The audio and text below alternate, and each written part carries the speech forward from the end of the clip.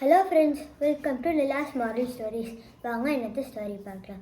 ஒரு ஊரில் ஒருத்தர் ஒரு பொண்ணோட அப்பாகிட்ட போய் கேட்டாராம், என்னென்னா உங்களோட பொண்ணை எனக்கு கல்யாணம் பண்ணி வைக்கிறீங்களா அப்படின்னு கேட்டாராம். உடனே அவங்க அப்பா நான் என்னோடய 3 காளமாட்டையும் ஒன்று ஒன்றா அவுத்து விடுவேன். அதில் நீங்கள் ஏதாவது ஒரு காளமாட்டோட வாழை மட்டும் ஒரு காளமாட்டோட வாழை பிடிச்சிங்கன்னா கூட நான் என்னோடய பொண்ணை உங்களுக்கு கல்யாணம் பண்ணி கொடுத்துட்றேன் அப்படின்னு சொன்னாரா.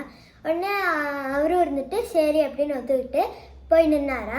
ரெடியாக நம்ம ஒரு காளமாட்டோட வாழையாவது பிடிச்சிடணும் அப்படின்னு சொல்லிட்டு ரெடியாக நின்றுருந்தாரா. ஃபஸ்ட்டு ஒரு காளமாட்டை அவுத்துட்டாங்கன்னா அது ஸ்பீடாக வந்துச்சா. உடனே ஓ இது பிடிக்க முடியாது, நம்ம அடுத்த காளமாட்டை பார்த்துக்கலாம் அப்படின்னு சொல்லிட்டு அதை விட்டுறாரு. அப்புறம் கொஞ்ச நேரம் கழித்து அடுத்த காளமாட்டை அவுத்து விட்றாங்கன்னா அது ஃபஸ்ட்டு காளமாட்டை விட ஸ்பீடாக வந்துச்சா. அப்புறம் அவர் குடுகுன்னு ஓடி போய் இடத்துல ஒழிஞ்சுக்கிட்டாரா.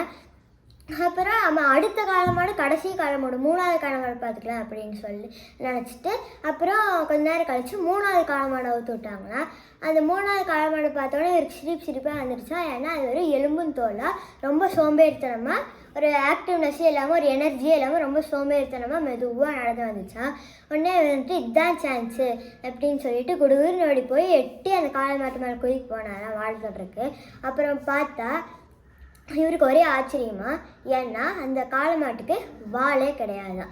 So moral of the story என்னென்னா, நம்ம ஒரு ஆப்பர்ச்சுனிட்டி கிடைக்கிதுன்னா அந்த ஆப்பர்ச்சுனிட்டி அப்போவே யூட்டிலைஸ் பண்ணி பழகணும். அதை விட்டுட்டு அடுத்து பார்த்துக்கலாம் அப்படின்னா அதை தள்ளி போட்டே இருந்தோம்னா நமக்கு அப்புறம் ஒரு நாள் ஆப்பர்ச்சுனிட்டியே கிடைக்காம போயிடும். காற்றுள்ள போதே தூற்றுக்கொள். தேங்க்யூ.